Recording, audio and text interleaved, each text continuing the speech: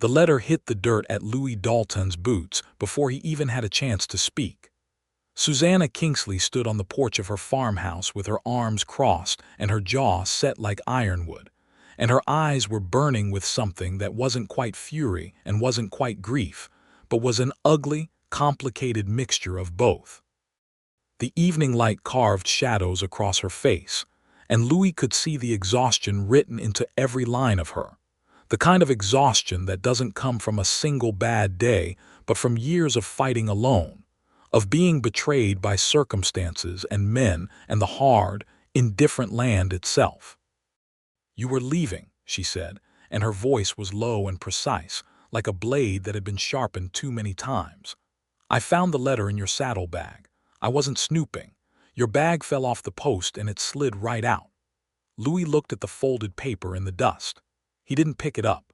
He stood very still, the way a man does when he knows the ground beneath him has gone unstable, when he understands that the next words out of his mouth will either save something or destroy it completely.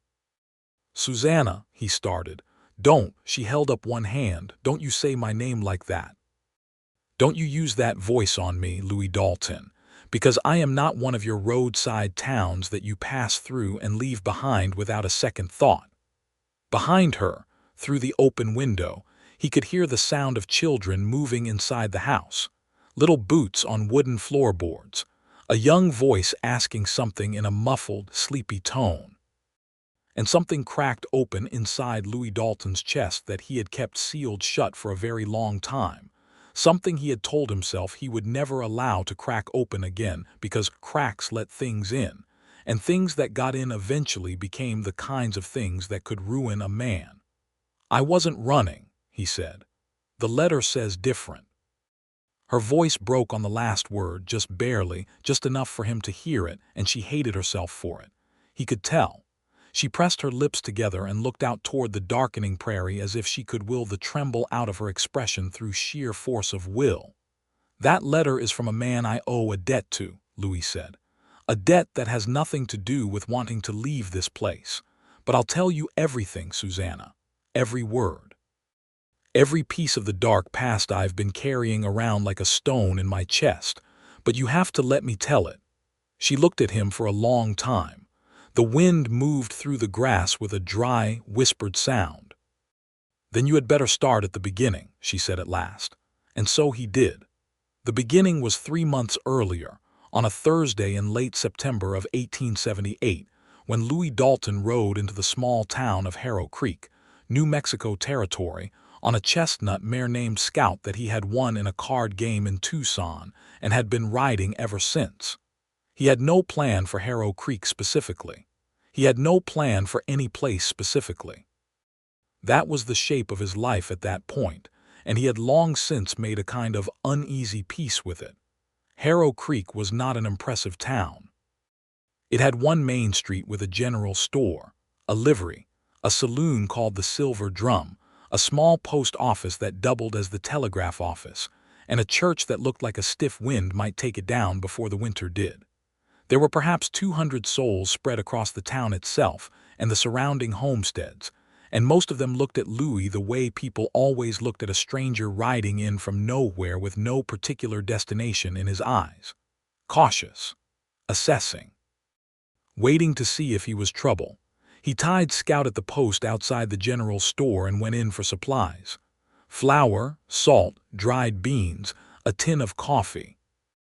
The woman behind the counter, a round-faced older woman named Mrs. Hatch, watched him with open curiosity.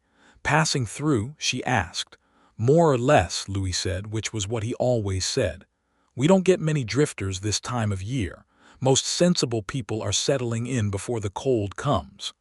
"I'll be fine," he said.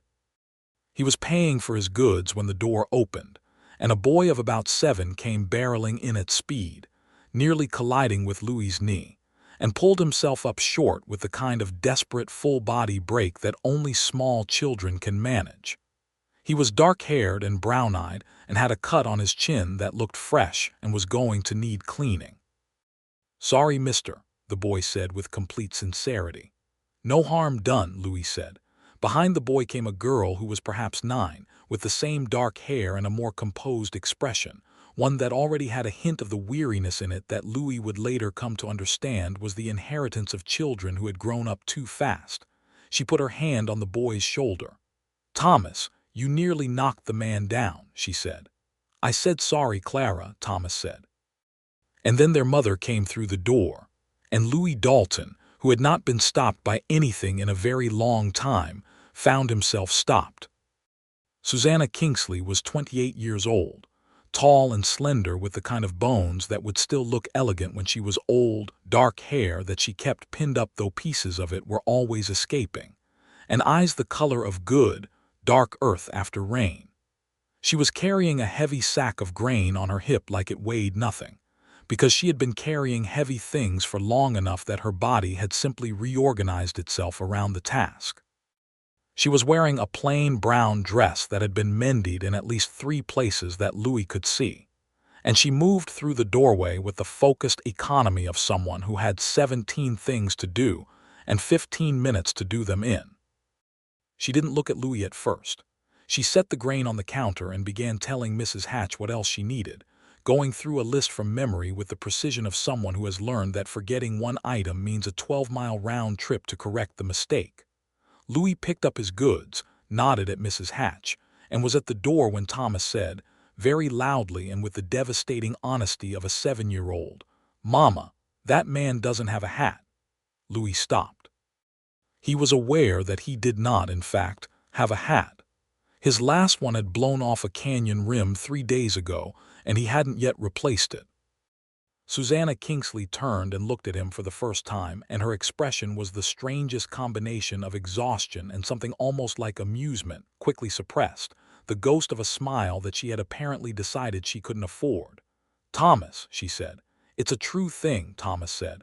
"Many true things don't need saying aloud," but she looked at Louis brief and direct. "Afternoon." "Afternoon," Louis said. He went outside, and he told himself to keep moving, to tie his supplies to scout and ride south. He told himself this firmly, and with the authority of a man who has learned the hard way what happens when drifters stay. He rode out to the southern edge of town, where the last building was the livery, and he pulled Scout up and sat there for a moment with the wide open land rolling out in front of him. And for the first time in longer than he could remember, the open land did not call to him the way it usually did. It just looked like empty space. He turned around and rode back to the livery and paid for Scout's stall for the night. The next morning he heard the story from a man named Cord Weaver, who ran the Silver Drum, and who talked to everyone about everything with the expansive generosity of a man who had decided information was a social currency. "That widow woman you'll have seen in the general store," Cord said, wiping down the bar, though no one was yet at it this early. "That's Susanna Kingsley. Her husband, Elias Kingsley, died 2 winters ago. Horse fell on him during a storm. Left her with 2 children, 200 acres, and a mortgage she's been fighting every month since." Louis nursed his coffee. "She managing?" "Barely. Bank in Santa Fe has been patient, but I hear the patience is running thin. She runs cattle, but it's a small herd and she's short on hands. Hired a couple of men last spring but couldn't pay them through summer when the money got tight. Now it's just her and those 2 kids. Hard business," Louis said. "Hardest kind," Cord agreed. "She's proud, though. Won't take charity. Wouldn't take it if you tied it to her front door." Louis thought about this for longer than was perhaps strictly necessary. 2 days later, because he told himself it was simple decency and not anything more complicated than that, he rode out to the Kingsley farm. It was on the eastern side of the valley, set against a low line of hills, a modest house, and a barn that needed its roof patched and fences that needed new posts, and a pasture where perhaps 40 head of cattle grazed with the slow, bovine indifference to human hardship that Louis had always found both irritating and oddly comforting. He tied Scout at the fence post and waited in the yard, because walking up to a widow's door unannounced was not something a man with any manners did. He didn't have to wait long. Thomas spotted him from the barn, where he had apparently been attempting some kind of repair on a section of fencing with a hammer that was clearly too large for his hands, and came running over at the same full speed. Full commitment pace Louis was already coming to recognize as Thomas's default mode of movement. "You're the man without the hat," Thomas announced. "I am," Louis confirmed. "I've got one now, though." He touched the brim of his new hat, which he had bought at the general store the previous afternoon. Thomas examined it with the gravity of a small connoisseur. "It's a good hat," he decided. "I'm glad you think so. Is your mother here?"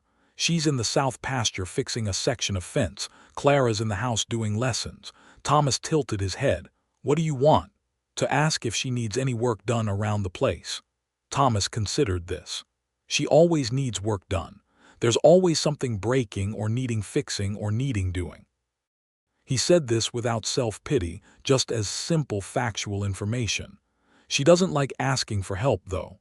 "I wasn't going to ask her if she needed help," Louis said. "I was going to ask if she needed a hired hand." The distinction seemed to resonate with the boy. "That's different," Thomas said seriously. "I think so, too."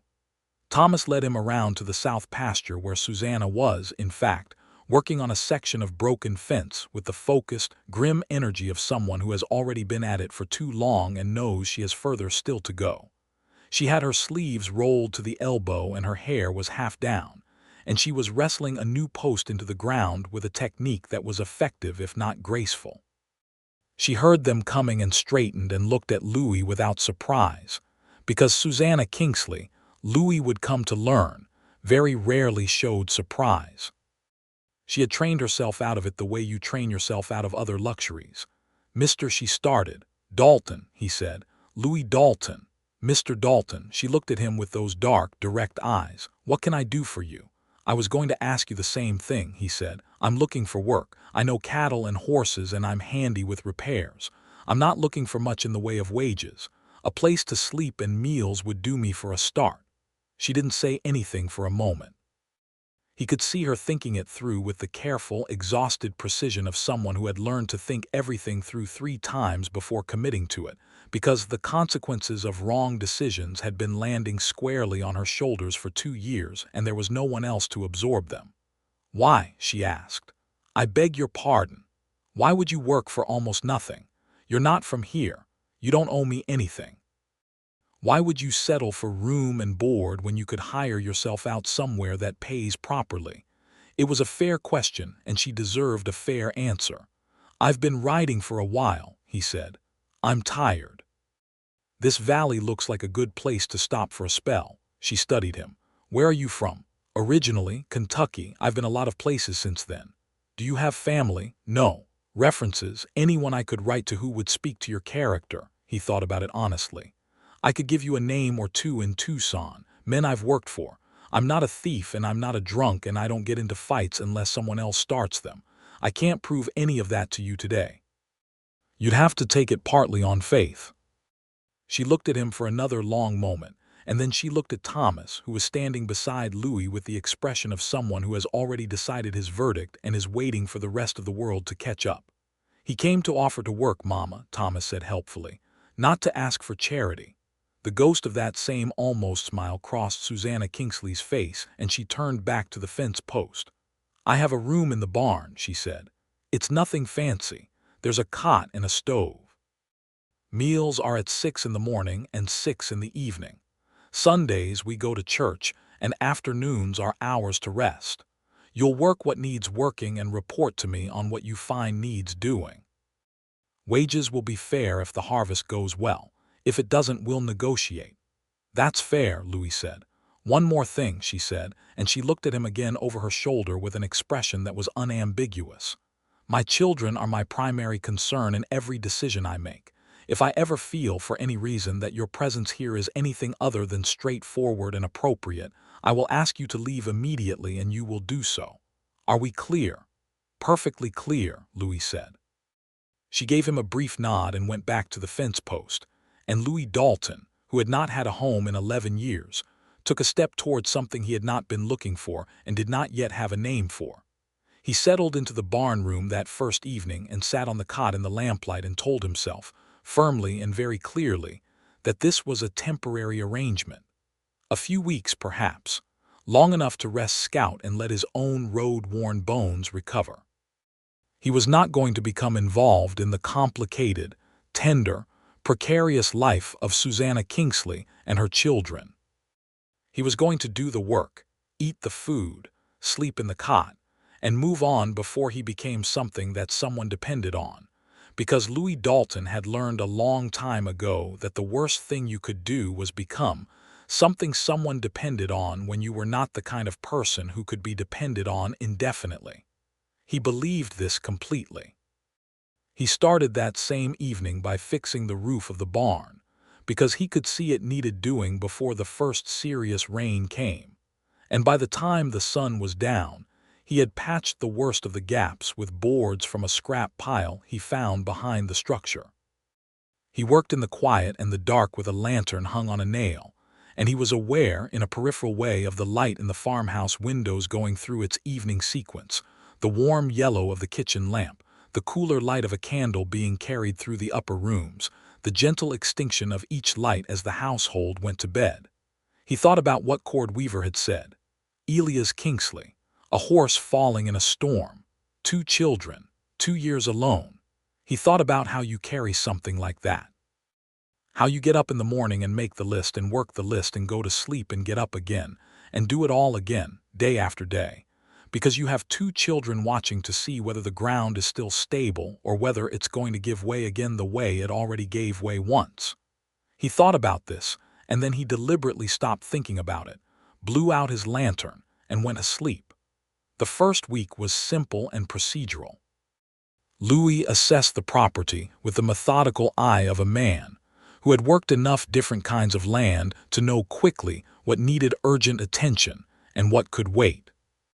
He fixed 3 sections of fence, repaired the barn roof fully, replaced 2 rotten porch steps, and began the process of mucking out and reorganizing the barn proper, which had been operating on a system of managed chaos that he suspected was Susanna's, but that he thought he could improve. She watched him the way she watched everything, with attention, with a certain controlled wariness, giving nothing away.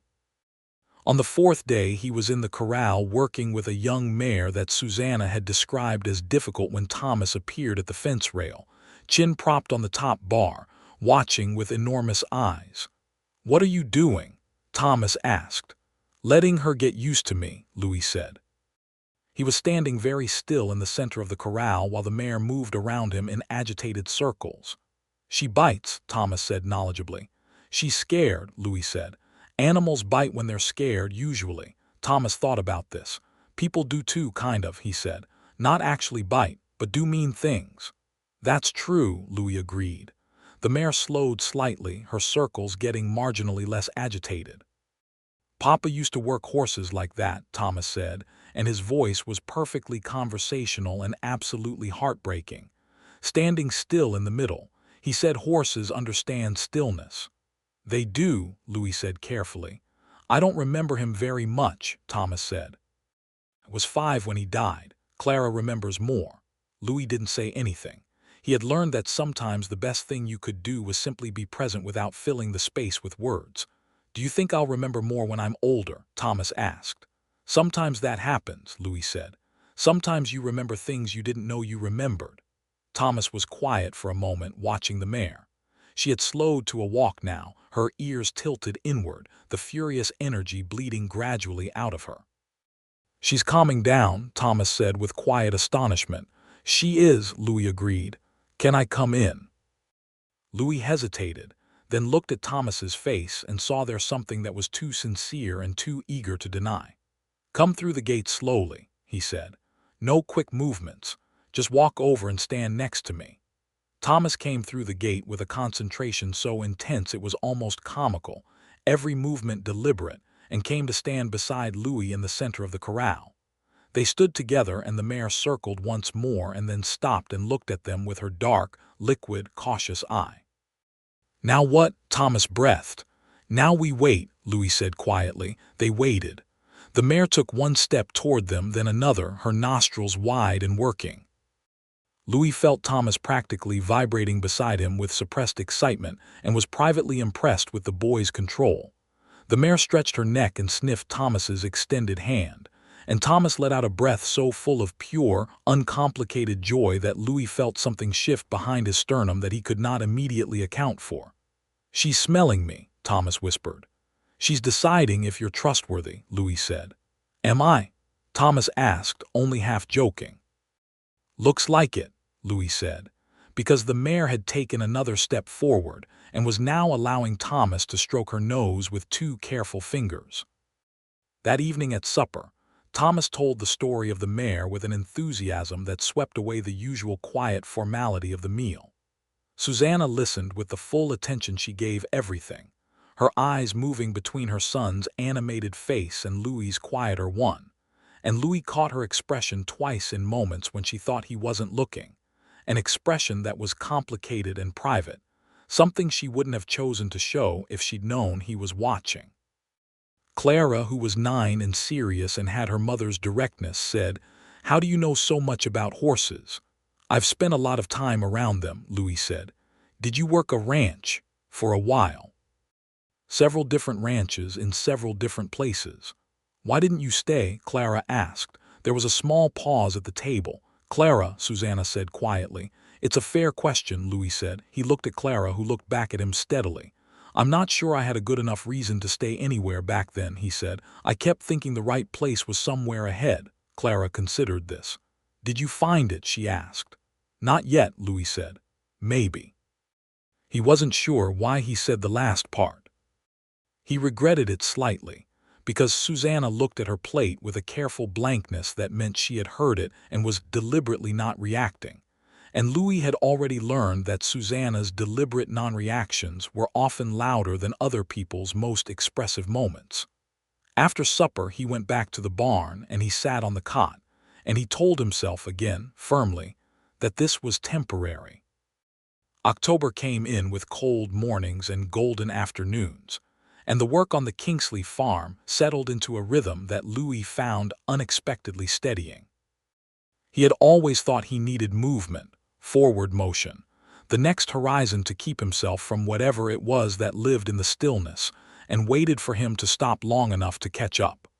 But here, in this valley with its particular quality of light and its demanding, necessary routine, he found that stillness had a different texture than he remembered.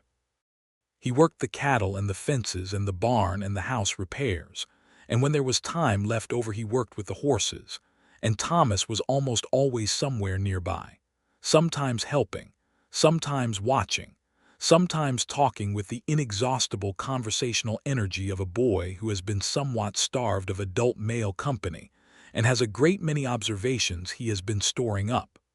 Clara was more reserved, more watchful. She was 9 years old and she had been her mother's right hand for 2 years, and she took this role with a seriousness that sometimes seemed too heavy for her frame. She helped cook and she kept the house, and she did her lessons every morning with a diligence that Susanna clearly prized. She was intelligent, sharp-tongued when she felt safe enough to be, and she watched Louis with the quiet, careful assessment of someone who has learned not to trust new things too quickly. He didn't try to win her over. He showed up and he worked and he was consistent, and he understood that consistency was the only currency that meant anything to a child who had learned that people left. The real shift with Clara came 3 weeks after Louis arrived, on a Saturday afternoon in mid-October. Susanna had ridden into town for supplies and had taken the wagon, leaving Clara technically in charge of the house and Thomas, which she did with the grave authority of a small general. Louis was in the barn working on a saddle that needed new leather stitching when Clara appeared in the doorway with her arms crossed and her chin up, which he had already identified as her version of working up to something. He kept working and didn't look up. "Mr. Dalton," she said. "Clara," he said. "Thomas wants to learn to ride properly." She paused. "He can ride a little. Papa taught him some before he died, but he doesn't know the proper way to manage a horse. He just hangs on." "That's a reasonable approach when you're 5, Louis said. "He's 7 now," Clara said. "He should learn properly." Louis set down the awl he was using and looked at her. She was watching him with that straight, serious gaze, and he understood that this was not actually just about Thomas. Thomas was the reason she could ask without it being too much like asking for herself. "Do you want to learn too?" he said, a very small pause.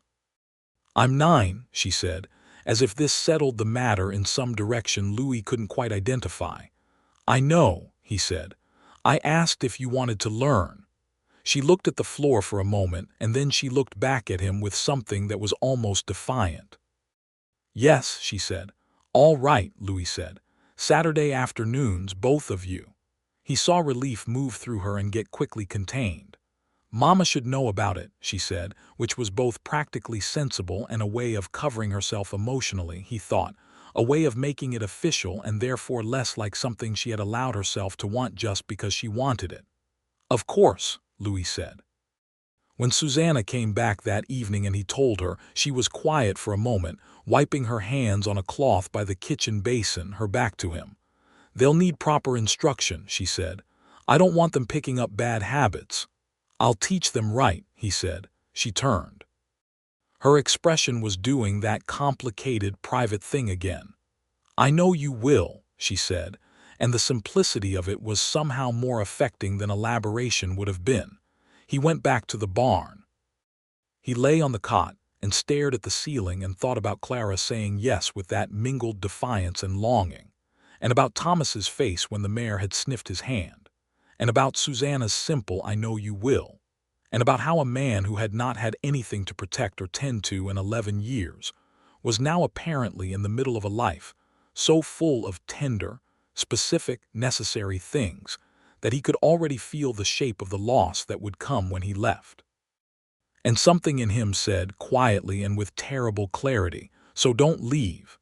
He pushed this thought aside. He was very firm about it. He was not equipped for this.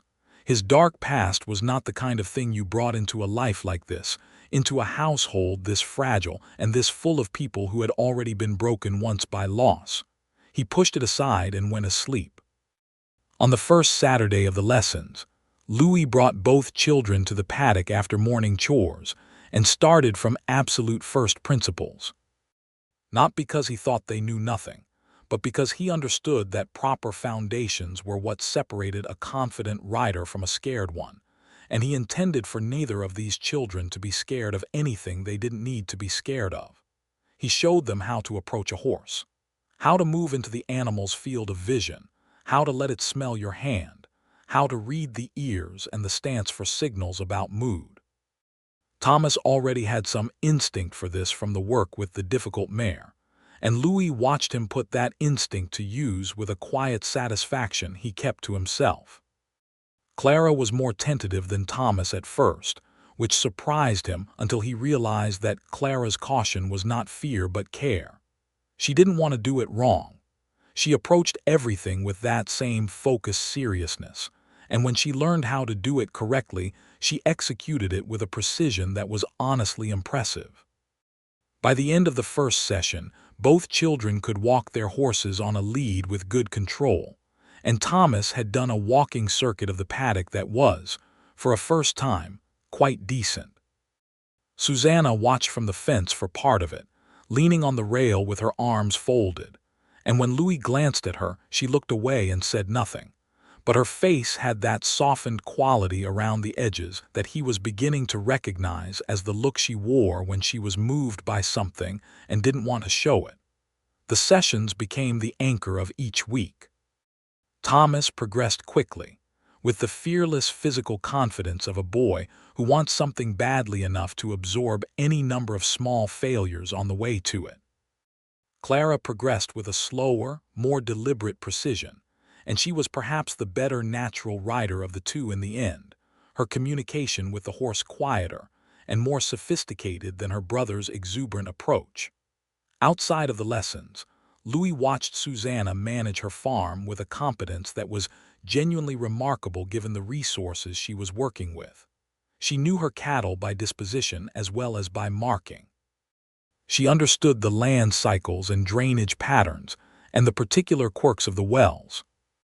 She kept meticulous records in a worn ledger that she worked on by lamplight after the children were in bed, and on the nights when the arithmetic was going well, her face had a concentration in it that was almost peaceful, And on the nights when it wasn't going well, she closed the ledger with a quiet, controlled precision that did not fool Louis at all.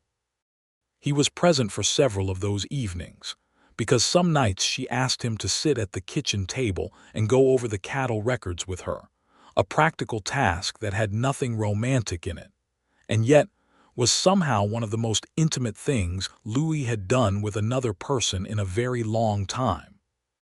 They sat across from each other in the warm lamplight with the ledger and the cattle tallies between them, and they talked about the practical mathematics of the farm, and sometimes they talked about other things, about the territory and its changes, about the cattle trade, about books, because Susanna read extensively and had strong opinions about what she read.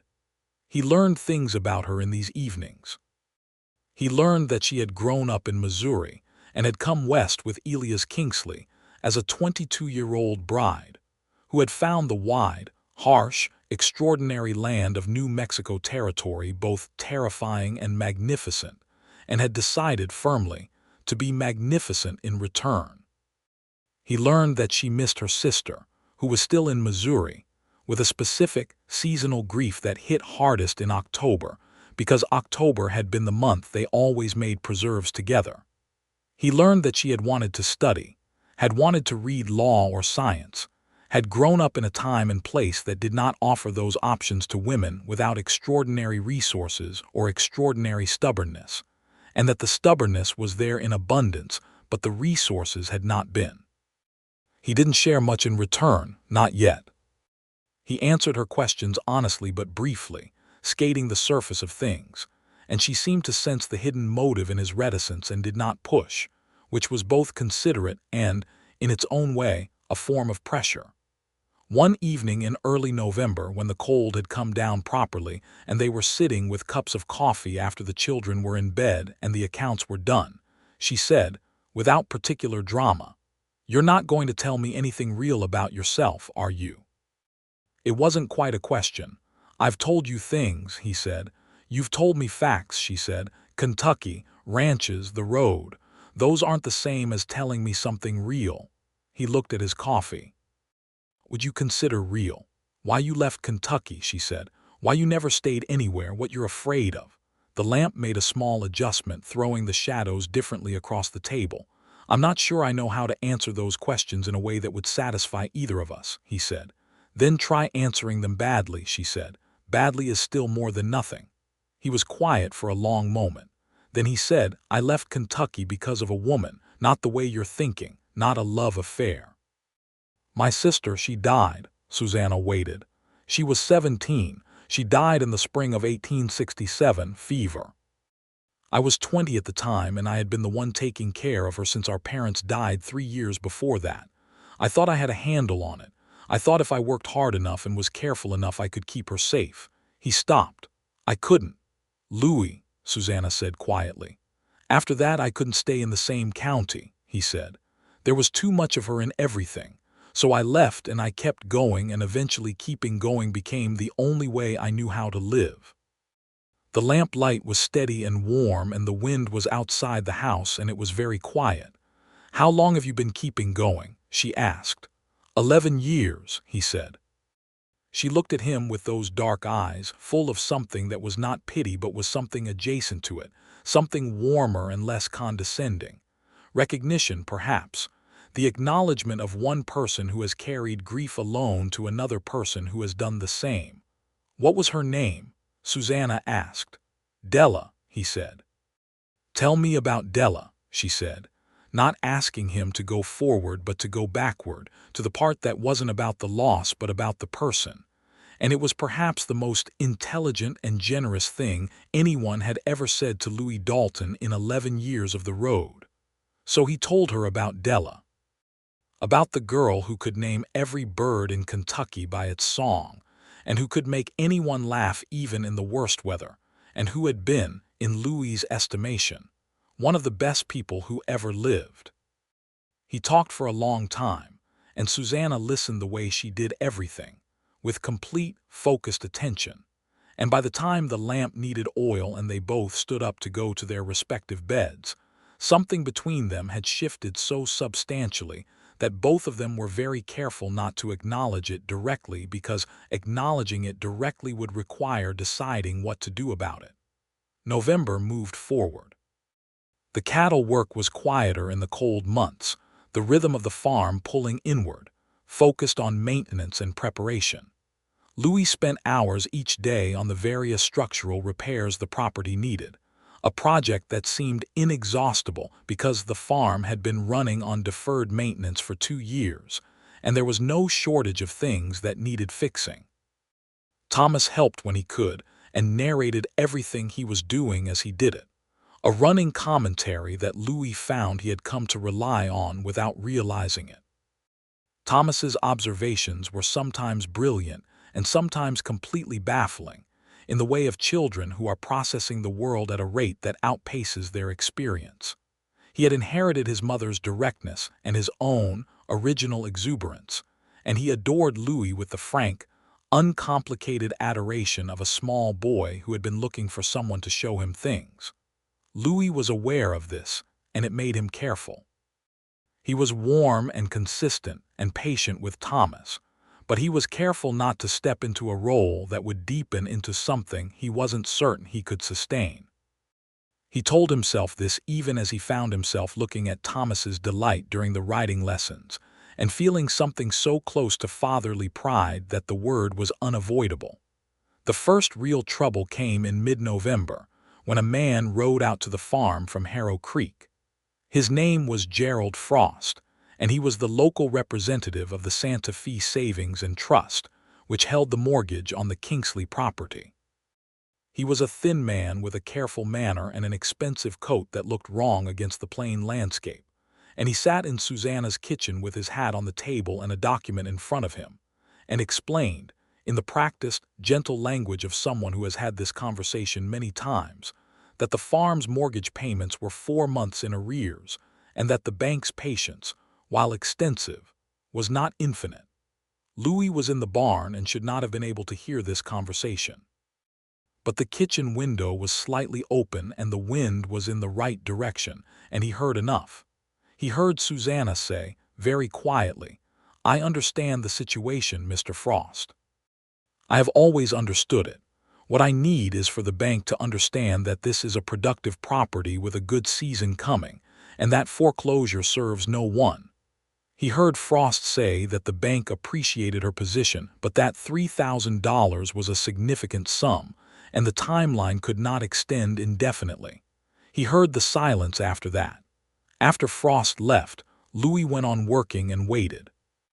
An hour later, Susanna came out of the house and walked to the fence at the far edge of the property and stood there looking out at the hills, and Louis gave it another 20 minutes and then walked out and stood beside her. She didn't look at him. "How much did you hear?" she asked. "Enough," he said. "It's not your concern," she said, and there was no hostility in it, just a line that she was drawing from habit, from the same instinct that made her refuse charity, the instinct of a woman who had learned that needing things from people meant being beholden to them. "I know it isn't," he said. "I'm not going to try to fix it for you. I just wanted to be sure you knew you didn't have to stand out here alone." She was quiet for a long moment. The hills were gray-purple in the cold afternoon light. "The spring cattle sale should cover most of it," she said, more to herself than to him. "If the herd comes through the winter well and the prices hold." "The herd will come through the winter well," he said. He believed this because he had been working toward it quietly and systematically the way he did everything. She looked at him then. "You've been salting the troughs and checking the water lines," she said. It wasn't a surprise. She noticed everything. "I didn't ask you to do that." "No," he said. She looked at him for a long, considered moment. "Why are you doing this?" she asked. "Not the work specifically, all of it. Why are you still here?" It was the question underneath all the other questions. The one she had been working up to for 6 weeks. He could have given her a practical answer. He had more than one available. But he had told her about Della, and something had changed in what they owed each other in terms of honesty. "Because this is the first place in 11 years that has felt like somewhere I was supposed to be," he said. "And I don't know what to do with that yet, but I'm not ready to leave it." She looked at the hills for a long time. Then she said, I'm not ready for you to leave it either." And then she walked back to the house, and Louis stood at the fence and felt the cold wind on his face and something else entirely in his chest. December came. The riding lessons continued through the cold with Thomas and Clara bundled into coats and scarves, their breath clouding in the morning air. And both children had progressed so substantially that Louis was now teaching them to canter, which Thomas approached with whooping enthusiasm, and Clara with a focused calm that made her immediately better at it. One Saturday morning in December, after a lesson in which Thomas had managed his first clean canter circle, and had been so proud of himself that he had needed to circle the paddock 3 times before he could bring himself to stop, Susanna came to the fence after the lesson was done, and the horses were being cooled, and she watched her children walk the horses around the paddock together, talking to each other with the easy intimacy of siblings who share a private world. "They're doing beautifully," she said softly. "They're naturals, both of them," Louis said. "Thomas will be a fearless rider. Clara's going to be a brilliant one. Different kinds of horsemanship, both valuable." "Elia's always wanted to teach them," she said quietly. "He talked about it. He didn't get to." Louis didn't say anything. "I want you to know that I notice," she said. "What you're giving them, I'm not sure I've said that plainly enough." "You don't have to say it plainly," he said. "I can tell."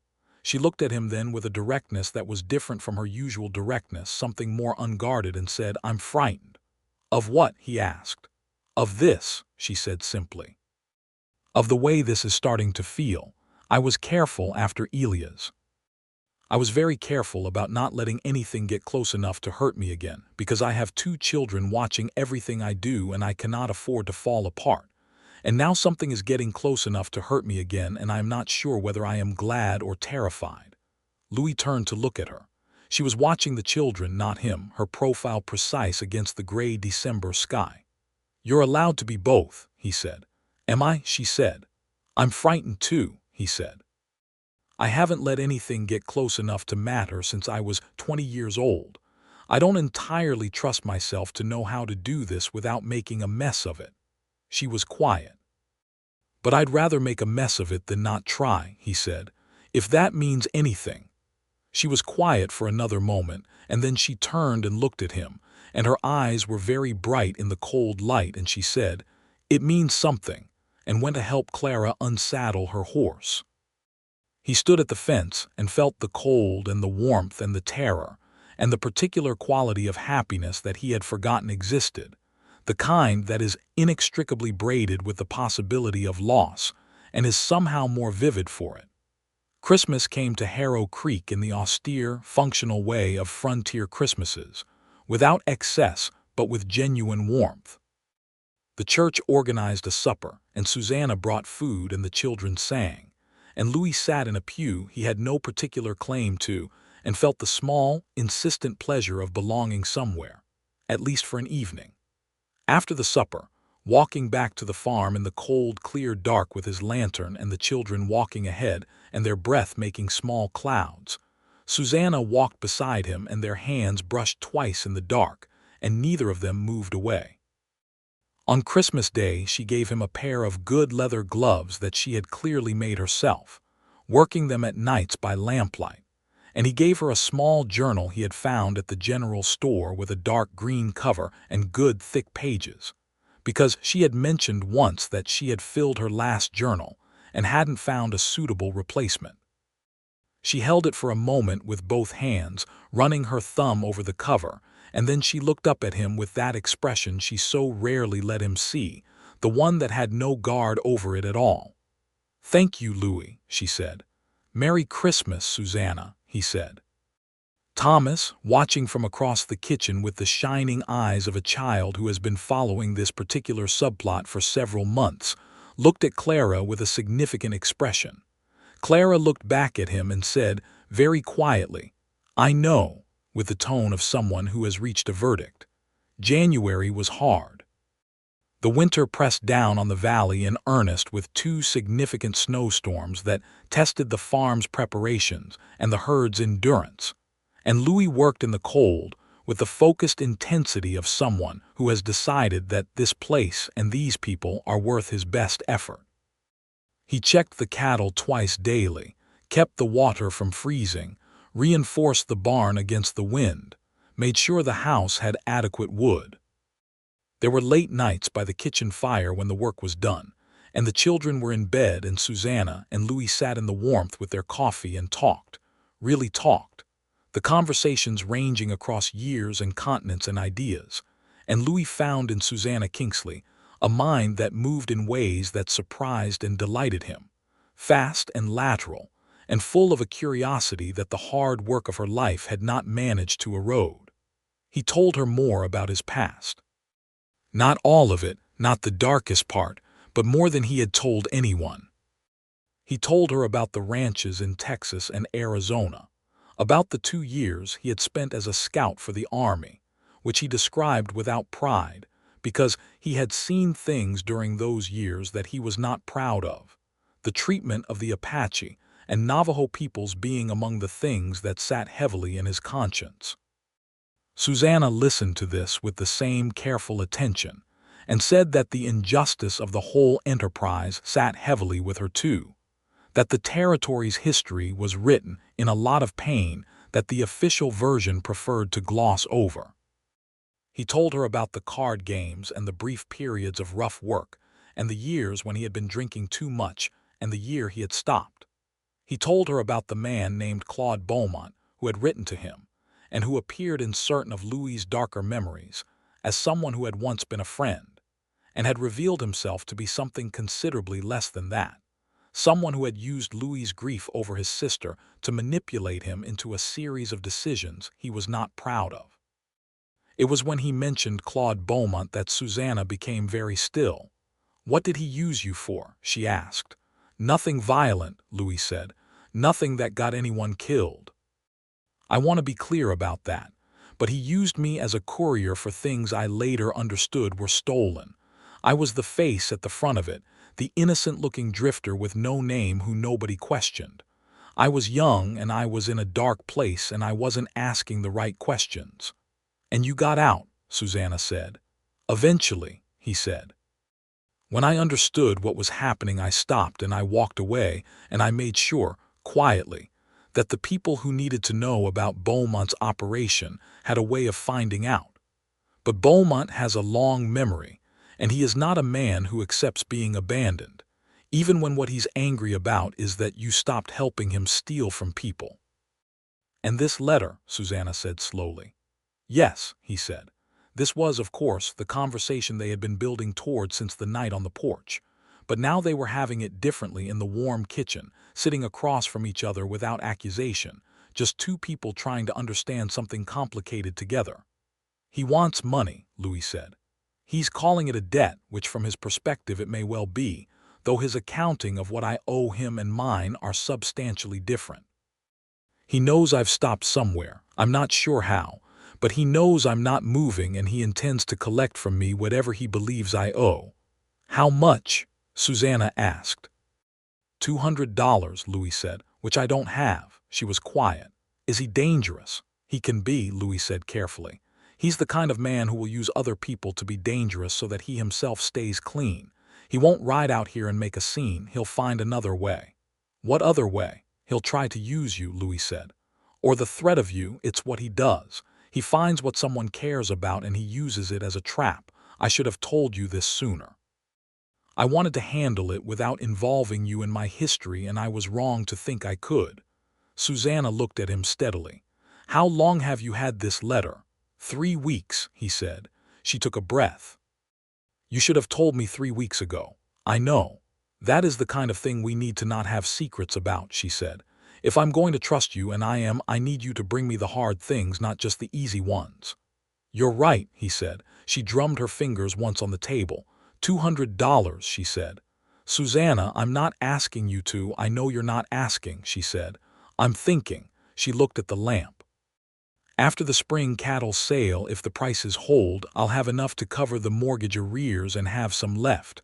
Not a lot, but something." "This is not your problem to solve," Louis said firmly. "No," she agreed. "But you are here and you are mine to consider, and Beaumont using you to threaten me is absolutely my problem. So let's think about this together. She looked at him with those direct eyes. What does he want, really? Is he actually going to ride out here for $200? It's not about the $200, Louis said. It's about control. It's about demonstrating that he can reach me wherever I am. Then the money won't fix it permanently, she said. No, he said. Then what does?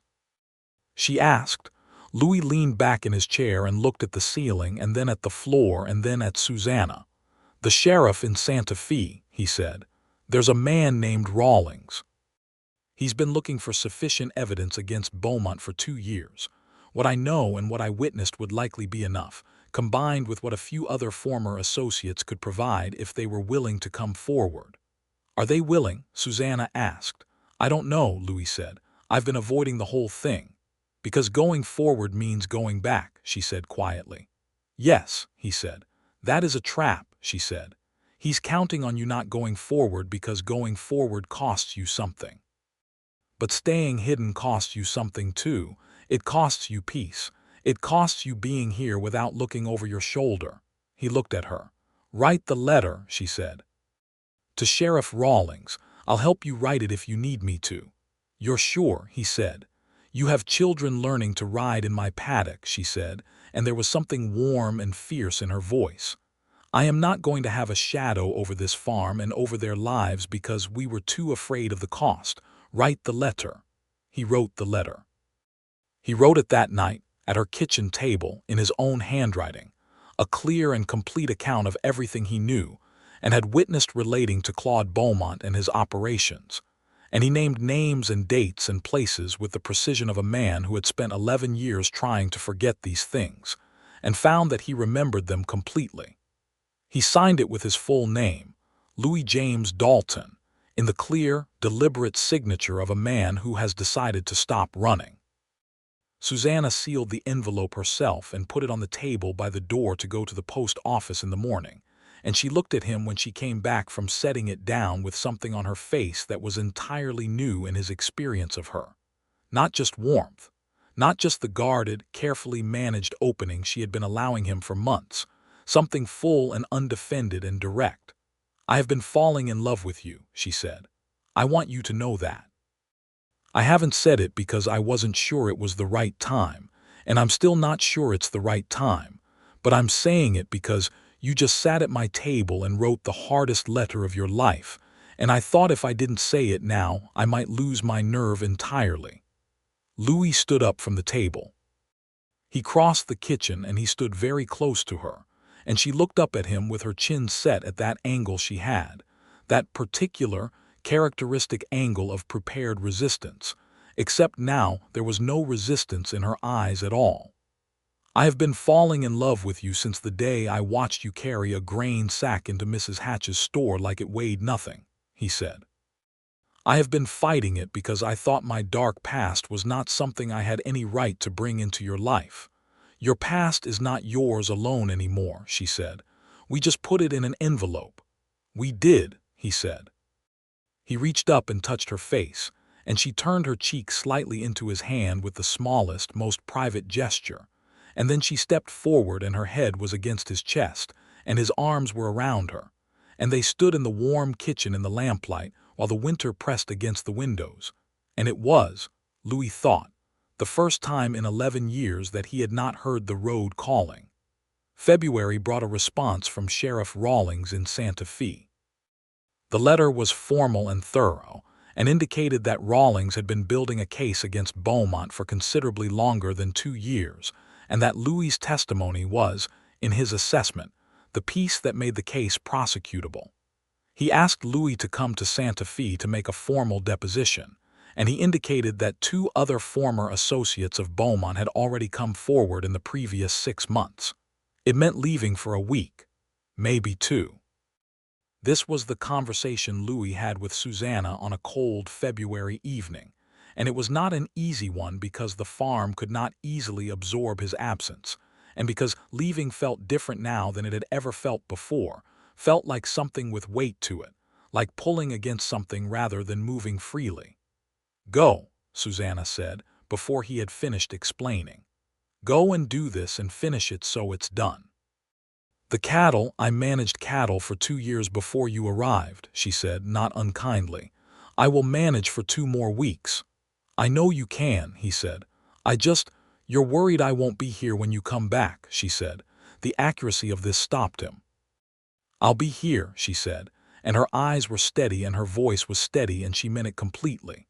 "Louis, I'll be here." He left on a Tuesday morning in the first week of February, on a day that was cold but clear, Scout freshly shod and provisioned. Thomas and Clara were both at the fence to see him off, which he had not expected, and Thomas was maintaining a composure that was clearly costing him significantly. "You're coming back," Thomas said. It was not a question, but it needed answering. "I'm coming back," Louis said. "How long?" Thomas asked. 2 weeks at the outside, maybe less." Clara, standing very straight, said, "We'll keep up with the horses while you're gone. The exercises you showed us." "I know you will," he said. He looked at Susanna, who was standing at the porch. She had her arms at her sides, which was unusual for her, and she looked at him with everything she felt visible in her face, unguarded and clear. He tipped his hat to her. She raised her hand. He rode. Santa Fe in February was cold and busy and full of the particular energy of a territorial capital, and Louis checked into a boarding house and presented himself at the sheriff's office the next morning. And the 2 days of deposition that followed were among the hardest days he had spent in years, not because they required him to say anything untrue, but because they required him to revisit, in precise and documented detail, the years of his life when he had been lost.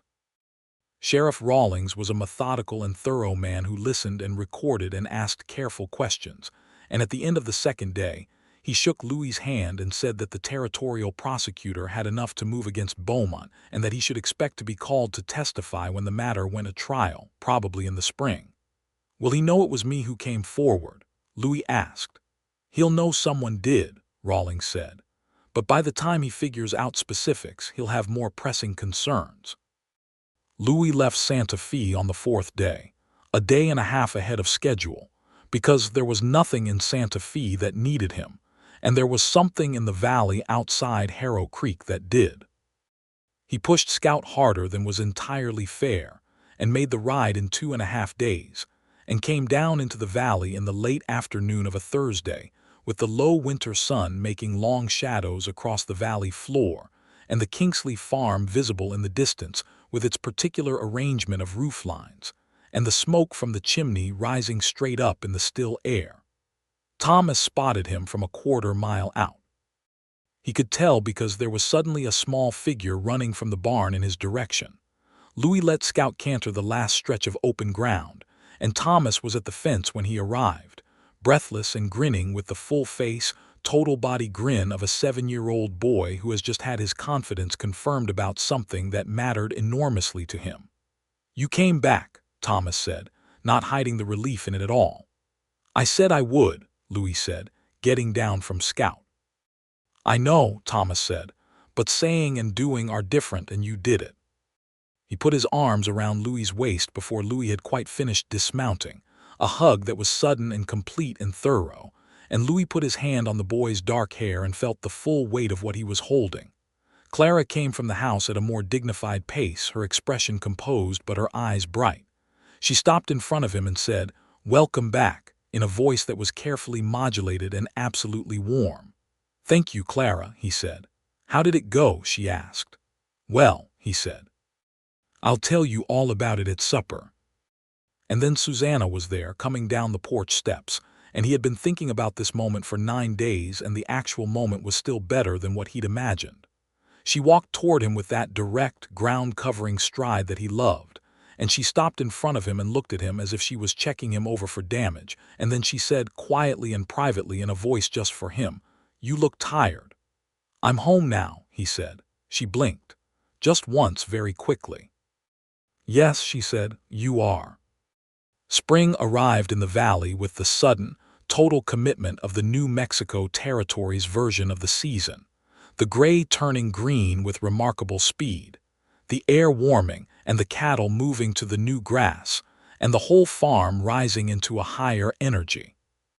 Louis worked the calving season with Susanna at his side, the two of them often working through the night when a difficult birth required attention, side by side in the lamplight of the barn, practical and focused, and trusting each other with the easy confidence of two people who have been in enough difficult situations together to know how the other thinks.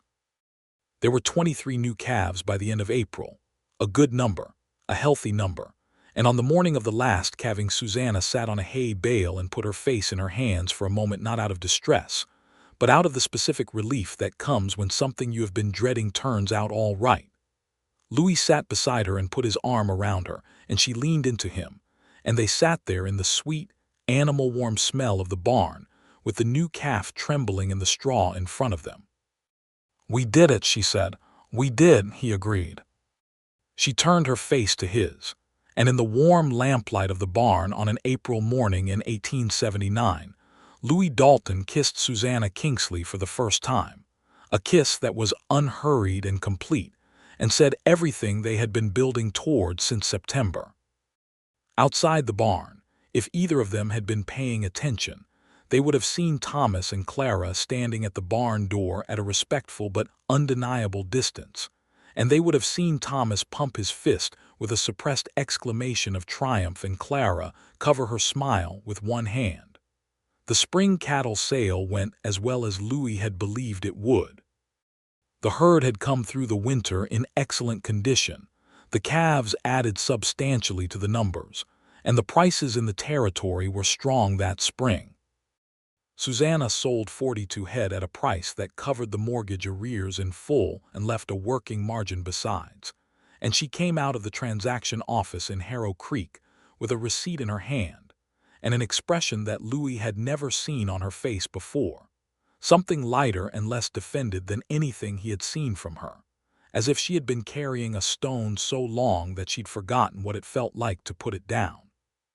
She stood on the main street of Harrow Creek and she looked at the receipt, and then she looked at Louis and she laughed. It was a real, full, unguarded laugh, and it was one of the finest things Louis Dalton had ever heard. The trial of Claude Beaumont took place in Santa Fe in June of 1879.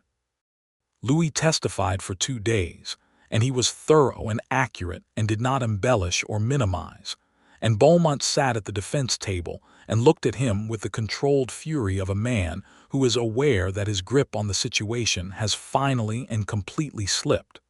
The jury deliberated for less than 4 hours.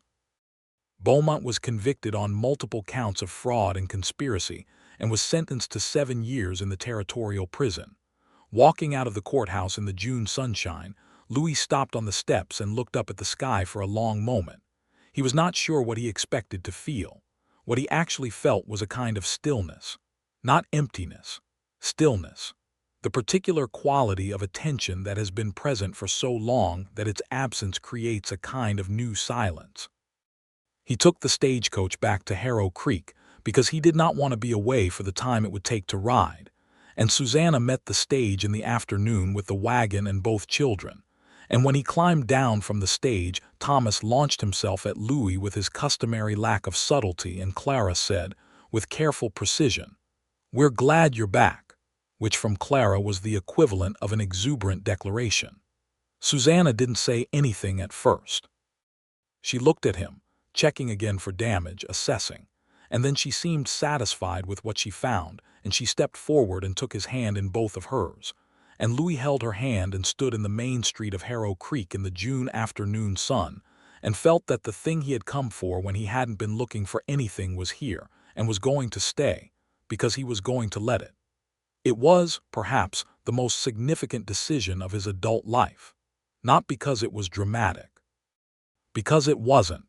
It was simply a choice, made clearly and without reservation, to be present and to stay.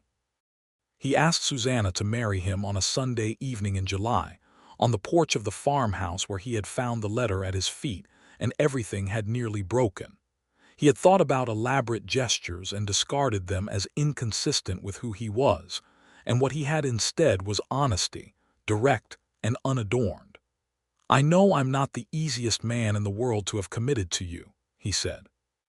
"I know my history is complicated, and my years of wandering didn't train me particularly well for staying.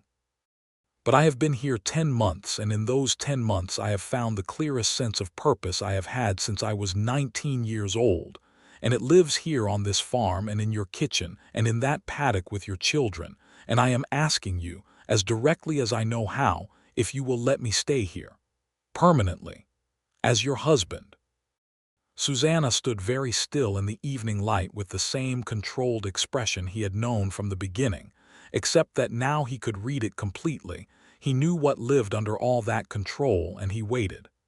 "Yes," she said, and then in a somewhat different tone, "Obviously yes, Louis.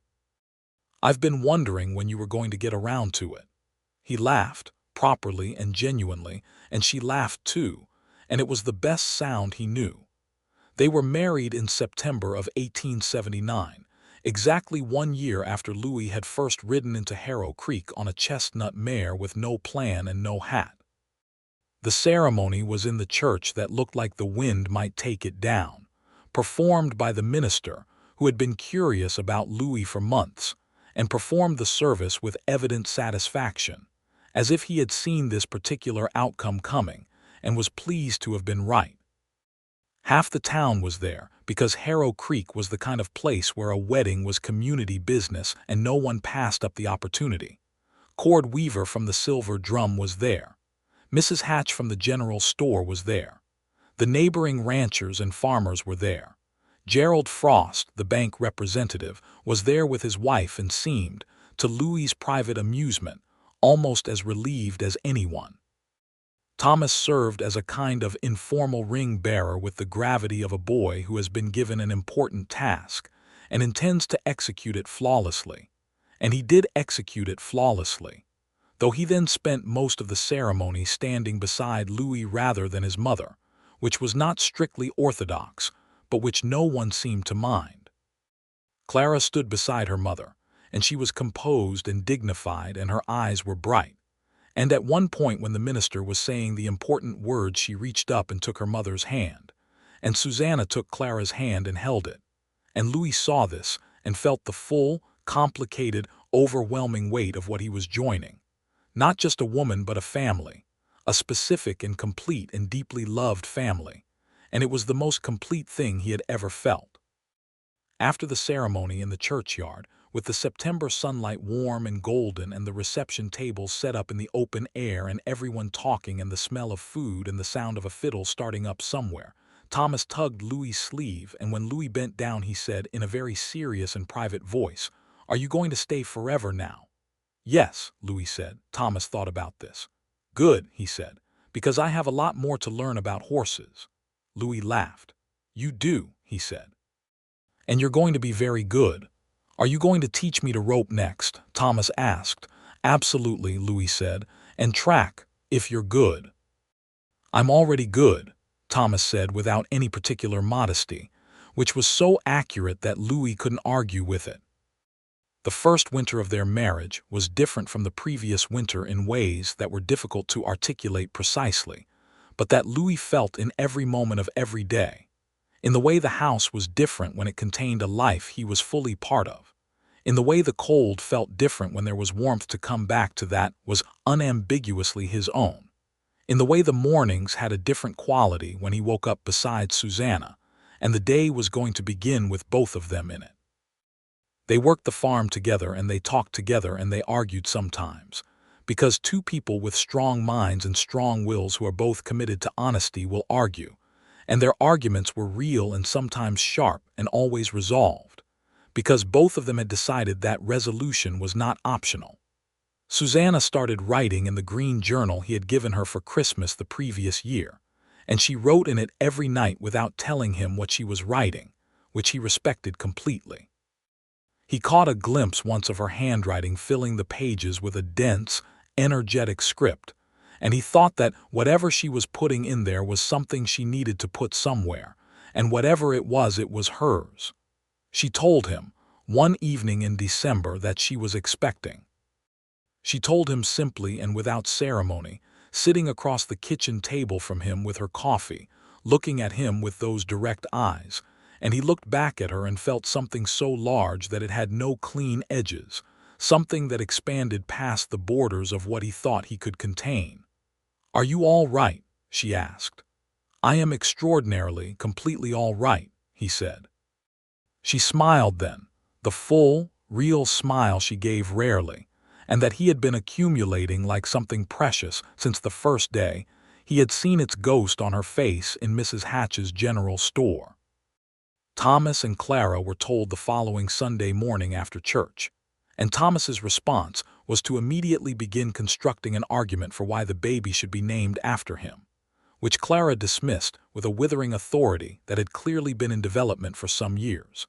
And then they argued cheerfully about baby names all the way home in the wagon, while Susanna and Louis sat on the bench seat with their shoulders touching, and the winter sunlight making the valley look like something in a painting. The baby arrived in August of 1880, a boy, healthy and loud, and, as Thomas triumphantly noted, definitively and obviously destined to be named something excellent. They named him James, after Louis's father, which Thomas felt was acceptable since it was a strong name, and Clara immediately took a proprietary interest in the baby that was so intense and organized that even Susanna, who was used to Clara's thoroughness, was occasionally moved to intervene. Louis held his son for the first time in the bedroom of the farmhouse while Susanna slept, exhausted and safe, and James squinted up at him with the ancient, unfocused gaze of the very new. And Louis Dalton, who had been a nameless drifter a few years ago, and was now this child's father, and this woman's husband, and these children's teacher, and this land's caretaker, felt the absolute certainty of being exactly where he was supposed to be. He looked at James's small, perfect, scowling face and thought of Della, of the girl who could name every bird in Kentucky by its song, and he thought that she would have found this entirely satisfactory, that she would have approved of Susanna and adored Thomas and respected Clara, and laughed at the baby's expression and teased Louis relentlessly about the circuitous route it had taken him to arrive at a life worth having. The riding lessons didn't stop. They evolved.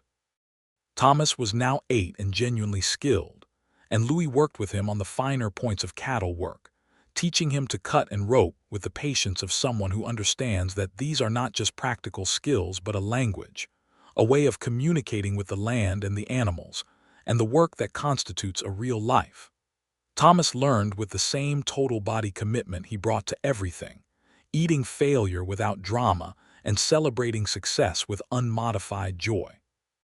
Clara was 10 and riding at a level that caused neighboring ranchers to pause and watch when they saw her, a fluid and economical horsewoman who understood the relationship between rider and horse at a level that some people don't reach until they're adults. She was also increasingly useful in the farm's management, developing her mother's eye for cattle and land and accounting, and Susanna spoke to her with the frank respect of someone who sees in their child a peer in formation. In the spring of 1881, a letter arrived from Susanna's sister in Missouri. Her name was Catherine, and she had been wanting to come west for years, and the letter said that she had finally arranged it and was coming in June with her husband, a man named Arthur Webb who was a carpenter, and their 2 children. The farm had grown by then, partially through good seasons, and partially through the steady, methodical improvements Louis had continued to make, and there was room for the Webbs to stay while Arthur established himself and found work. Catherine Webb arrived in June and was, in the way of sisters, immediately and completely herself with Susanna, and the sound of the 2 of them together in the kitchen was something new and wonderful to the farm, a frequency that the house had been missing without anyone quite knowing it. Catherine looked at Louis on the first evening with a sister's frank evaluation and said, "You took long enough to find her," which was arguably not accurate but was in spirit correct, and Louis accepted it with the grace of a man who has nothing to argue. Thomas taught Catherine's older son to ride in the paddock, which he did with a manner and competence that made Louis stand at the fence and feel something that he finally admitted to himself, without reservation or qualification, was exactly what it looked like: pride, plain and complete. By the summer of 1882, Harrow Creek had grown some. A doctor had set up practice. A schoolteacher named Miss Alvarez had arrived and opened a proper school, which Thomas attended with the enthusiasm of someone who has discovered that being good at things is more fun when there are other children around to confirm it. And Clara attended with the quiet satisfaction of someone whose intellectual appetite had long been underfed. The Kingsley farm, now the Dalton farm by deed if not entirely by habit, was one of the stronger properties in the valley. The herd had grown. The fences were all sound. The barn had been fully rebuilt the previous autumn with Arthur Webb's carpentry expertise supplementing Louis's structural knowledge, and the result was a barn that would stand for generations. On a warm evening in July of 1882, Louis came in from the south pasture at dusk to find Susanna on the porch with a cup of coffee and James on her hip, now almost 2, and verbally adventurous in the cheerful, random way of small children who have recently discovered that language exists and intend to use all of it.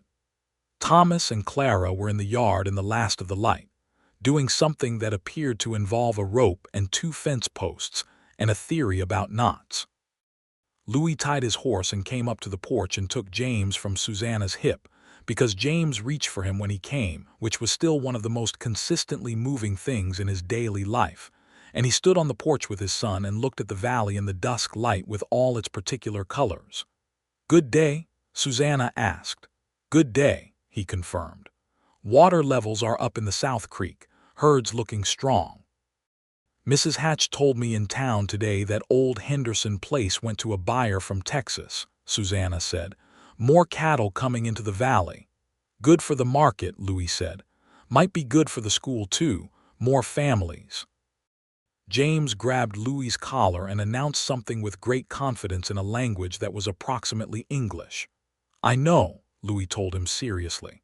Susanna looked at him with that particular expression she had, the one that had no guard over it at all, the one he had been accumulating for years and that still, each time, was the finest thing he knew how to see. "I have been meaning to tell you something," she said. "What's that?" he asked. "James is going to need a brother or sister," she said, and she looked at him over her coffee cup with those dark, direct eyes. Louis looked at her for a long moment and felt the particular expansion of that thing with no clean edges, the thing that was too large for one person to contain alone and required 2 people and the space between them to hold. "When?" he asked. "February," she said. He leaned over and kissed her temple and she leaned into him, and James, feeling the family close around him, made a sound of pure, uncalculated contentment and reached out one small hand toward the last of the evening light. Thomas looked up from his rope and his fence posts and saw his mother and his father on the porch with his little brother between them, and he turned to Clara and said, very simply, "Good." Clara looked over and then back at her rope work. "Very good," she agreed, and so it was. The second child, born in February of 1883, was a girl. They named her Della, and she had dark eyes like her mother and the particular quality of stillness that suggested depth, and on the evening she was born Louis sat beside Susanna's bed with the infant in his arms and told Susanna about the other Della, about the Kentucky girl who could name every bird by its song, and Susanna listened with her eyes bright and tired and full of love. "She'll be glad of the name," Susanna said. "I think so too," Louis said. The farm in the valley outside Harrow Creek continued as farms do, through good seasons and difficult ones, through the ordinary and the extraordinary, through the years that accumulate into a life. Thomas grew into a young man who was, in Louis's honest assessment, becoming one of the better horsemen in the territory, which he said to Thomas directly, and without embellishment, because he had found that direct and unembellished praise from a person whose judgment you respect means more than elaborate flattery.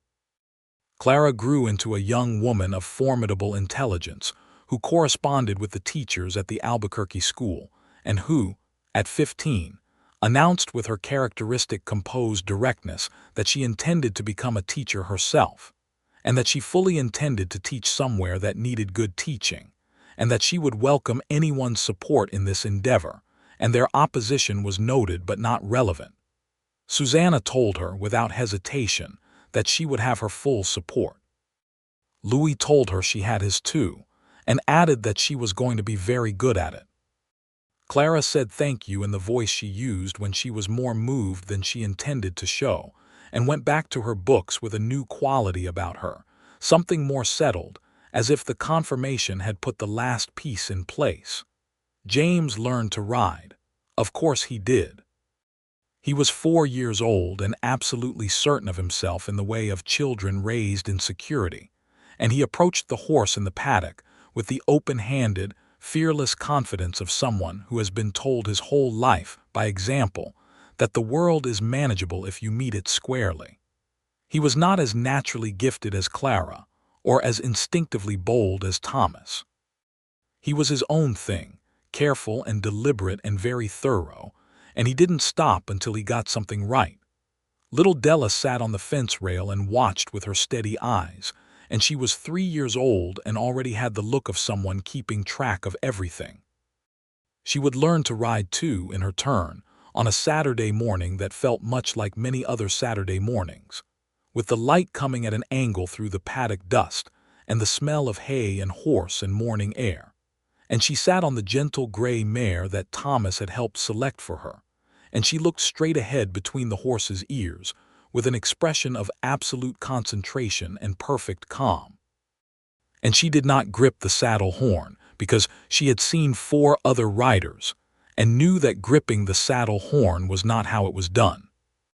Louis stood in the center of the paddock and watched his youngest daughter walk the mare in a slow, steady circle, and around the fence rail stood Susanna and Thomas and Clara and James, and above them the sky of New Mexico was the specific, luminous blue of autumn, and the valley was quiet around them in the good way, the way that is full rather than empty. "Good, Della," he said. "Heels down." She adjusted her heels with the precise compliance of someone who is listening and incorporating everything, and she completed the circle and looked at him and said, "Again." "Again," he agreed. And behind him, leaning on the fence with their shoulders touching, Louis heard Susanna say something to Thomas that he couldn't quite make out, something quiet and warm, and he heard Thomas's voice in response, easy and happy, and he heard Clara's quiet laugh, and the mare walked forward in a steady circle, and the morning light was on everything. This was the life. Not dramatic, not the dark past or the secrets or the trapped, forced choices of the years before. The forbidden had become the permitted, the hidden had become the known, the drifter had become the one who stayed, and in the staying had found the thing he had been riding away from finding for 11 years, because he had not known that what he was afraid of was not loss, but belonging so completely that loss would finally mean something. He walked over to the fence after Della's lesson and stood beside Susanna, and she put her hand in his, and they stood together and watched their children in the light of the New Mexico morning, and it was enough. It was more than enough. It was everything, and it was his. The road was still out there. He knew that. It would always be out there, that long, available, directionless freedom. But Louis Dalton had learned, in the way that only years and love and the patient instruction of specific, irreplaceable people can teach you, that direction was not a limitation. That staying was not a surrender. That home was not a smaller thing than the horizon. It was, in fact, considerably larger. And in the evening, when the work was done and the children were fed and the farm was settled into its night sounds, and the lamp was on in the kitchen, and Susanna was writing in her journal at the table, Louis James Dalton, who had once been a nameless drifter with nowhere to be, sat in his chair by the fire with his youngest daughter asleep against his chest, and his son's abandoned rope on the floor by the door, and his wife's quiet presence at the table, and his older children somewhere in the house going about the serious business of growing into themselves. And he understood that there was no better place on earth that he had ever ridden through, and no place on earth that he would rather be, and that the drifter who had ridden in with no hat and no plan in September of 1878 had, in the way of things that are meant found exactly where he was going. He had stayed, and in the staying, everything had begun.